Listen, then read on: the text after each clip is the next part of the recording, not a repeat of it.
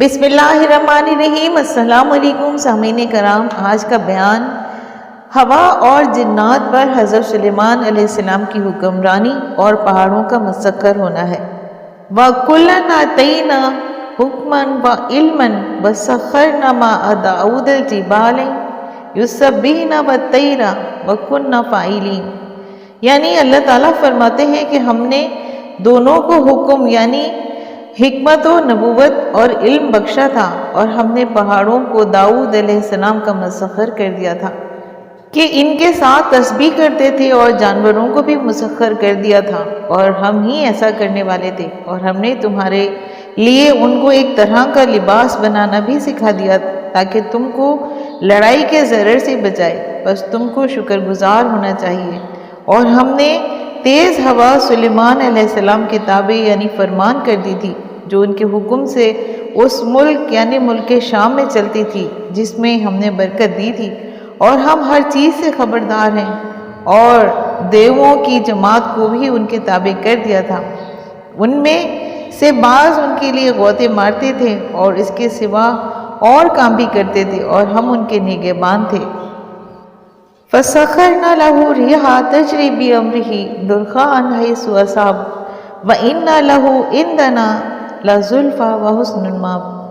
سورہ سعد میں اللہ تعالیٰ فرماتے ہیں کہ پھر ہم نے ہوا کو ان کے زیر فرمان کر دیا کہ جہاں وہ پہنچنا چاہتے ہیں ان کے حکم سے نرم نرم چلنے لگتی، اور دیووں یعنی جنوں کو بھی ان کے زیر فرمان کیا۔ وہ سب عمارتیں بنانے والے اور غوطہ مارنے والے تھے، اور اوروں کو بھی جو زنجیروں میں جکڑے ہوئے تھے۔ ہم نے کہا کہ یہ ہماری بخشش ہے، چاہو تو احسان کرو یا چاہو تو چھوڑ دو، تم میں سے کچھ حساب نہیں ہے، اور بے شک ان کے لیے ہمارے ہاں قرب اور عمدہ مقام ہے۔ سامعین کرام، تخت سلیمانی پر ہواؤں میں سفر ملاحظہ کیجیے، اور جب حضرت سلیمان علیہ السلام نے اللہ کی رضا کی طلب کی خاطر گھوڑوں کو چھوڑا تو اللہ نے اس سے زیادہ تیز رفتار چیز یعنی ہوا کو ان کے تابع فرما کر دیا، جو تیز ہوا کے ساتھ آرام دہ اور طاقتور چیز تھی۔ فرمایا کہ ہوائیں نرم نرم اس کے حکم سے جہاں چاہتے ہیں چلتی تھیں۔ کسی بھی شہر کا ارادہ کرتے تو آپ کا ایک فرش یعنی تخت تھا جو لکڑی کا بنا ہوا تھا، اور وہ ایسا عجیب و عظیم تخت تھا کہ حضرت سلیمان علیہ السلام جو سامان بھی چاہتے تھے، تعمیر شدہ عمارتیں، محلات، خیمے اور دیگر ساز و سامان، اور گھوڑے، انسان، جن، چرند، پرند، سب کچھ اٹھا کر ہوا میں رفتار سے اڑتا تھا۔ پھر کسی سفر یا سیر یا جنگ کا ارادہ ہوتا، خواہ کتنا ہی دور علاقہ ہو، آپ ہوا کو حکم دیتے اور وہ اس تخت کے نیچے پہنچ جاتی، اور پہلے سے ضرورت کے پورے لشکر کو اوپر بٹھا لیتے تھے۔ ہوا اس تخت کو آسمان و زمین کے درمیان لے جاتی،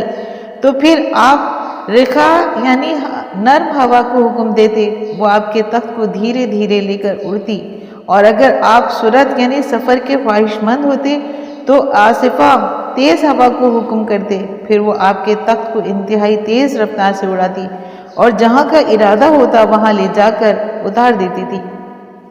آپ بیت المقدس سے شروع دن میں روانہ ہوتے اور 1 مہینے کی مسافت پر شہر استخر پہنچ جاتے۔ دن میں یہ سارا سفر طے ہو جاتا تھا، پھر شام تک ٹھہر کر واپس شام کو بیت المقدس پہنچ جاتے، جیسے فرمان الہی ہے۔ ولی سلیمان ریحا غدوہا شہرا ورواحوہا شہر ایمال آل داؤد شکرا وقلیلا من عبادی شکور۔ سورہ سبا میں اللہ تعالیٰ فرماتے ہیں، اور ہوا کو ہم نے سلیمان علیہ السلام کا تابع کر دیا تھا۔ اس کی صبح کی منزل 1 مہینے کی راہ ہوتی، اور شام کی منزل بھی مہینے بھر کی ہوتی، اور ان کے لیے ہم نے تانبے کا چشمہ بہا دیا تھا۔ اور جنوں میں سے ایسے تھے جو ان کے پروردگار کے حکم سے ان کے آگے کام کرتے تھے،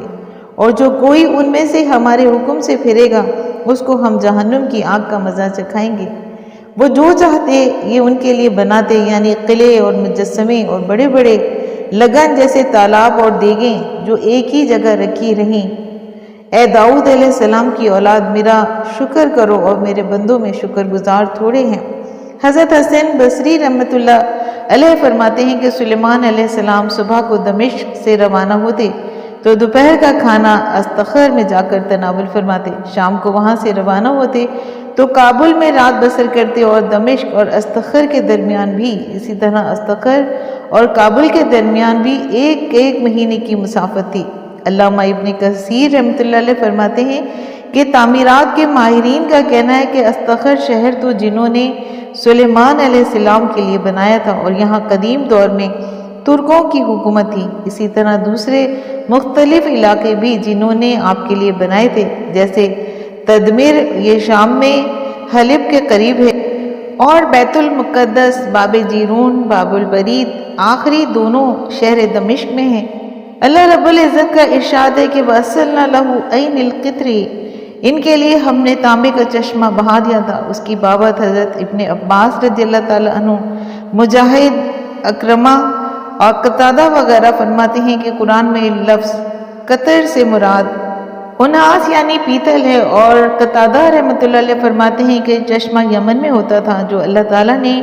آپ کے لیے جاری کیا تھا، اور سعدی رحمۃ اللہ علیہ فرماتے ہیں کہ عمارتوں اور دوسری جس چیز میں اس کی ضرورت پیش آتی تھی تو صرف 3 یوم میں وہ ضرورت پوری ہو جاتی تھی۔ نیز اللہ نے حضرت سلیمان علیہ السلام کے لیے ایسے جن تابع کر رکھے تھے جو آپ کی اطاعت سے انحراف نہیں کرتے تھے، بلکہ جو حکم جس کام کا ملتا اس کی تعمیل کرتے، اور اگر کوئی سرکشی کرتا تو پھر حضرت سلیمان علیہ السلام اس کو سزا دیتے تھے۔ جنات، عمارتیں، مکانات اور محلات، بڑے بڑے تالاب وغیرہ جو سلیمان علیہ السلام چاہتے تھے بناتے تھے۔ وقدوری راسیات یعنی اکرمہ رحمۃ اللہ علیہ فرماتے ہیں کہ اس قدر بڑی ہوتی تھیں کہ جہاں بنائی جاتی تھیں وہاں سے ٹل نہیں سکتی تھیں، اور یہ سب کچھ اللہ نے حضرت سلیمان علیہ السلام کو مخلوق الہی، انسان و حیوان پر احسان و انعام کرنے کے لیے مہیا فرمایا تھا۔ پھر اس کے متعلق شکر کا حکم ہوا، اے آل داؤد علیہ السلام شکر کرو، اور میرے بہت تھوڑے بندے شکر کرتے ہیں، جنہوں کے متعلق فرمایا کہ بعض حضرت سلیمان علیہ السلام کو معماری کا کام دیتے، اور بعض پانی میں سے ہیرے موتی وغیرہ نکالنے کا کام دیتے تھے، اور کچھ اپنی نافرمانی کی بنا پر بیڑیوں میں بندھے ہوتے تھے۔ الغرض اللہ عز و جل نے حضرت سلیمان علیہ السلام کو یہ تسخیر کائنات کی ایسی اشیاء سے نوازا تھا جو آپ کے بعد کسی بادشاہ کو عطا نہیں ہوئی۔ بخاری میں حضرت ابو ہریرہ رضی اللہ تعالیٰ عنہ سے مروی ہے کہ رسول اکرم صلی اللہ علیہ وسلم نے فرمایا کہ ایک عفریت جن نے